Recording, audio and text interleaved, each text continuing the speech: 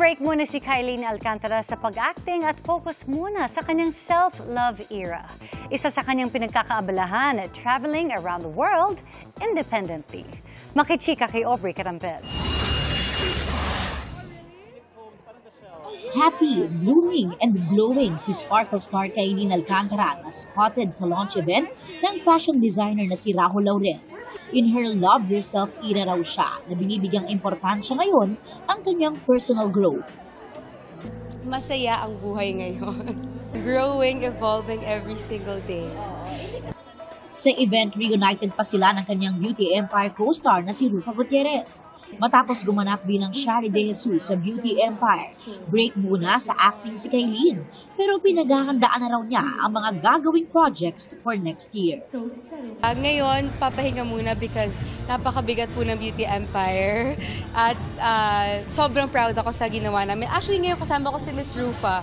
And I'm just so happy that I created a family there.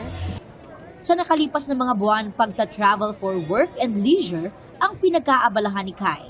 Noong August, kasama si Kylene sa Sparkle World Tour sa Canada. Bago yan, pumunta rin siya ng Italy para dumalo sa kasal ng kaibigan. At nag-solo travel din sa New York. Nag-side trip ako sa New York on my own. Yes! Yes, tas ako nag-book ng flight, ako nag-book ng hotel. I felt so independent and I was just alone. I have friends there, but most of the time, mag-isa lang ako, naglalakad-lakad lang ako. I wanted to get to know myself more, independently. Bumalik din daw siya sa kanyang hobbies and fitness routine.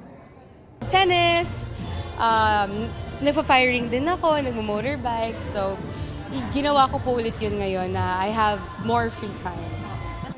Lahat daw ng ginagawa niya ay parte ng kanyang self-love journey. Yes, all the time. Feeling ko dapat buong buhay mahalin talaga natin ang ating mga sarili. Aubrey Carampel, updated to Showbiz Happenings.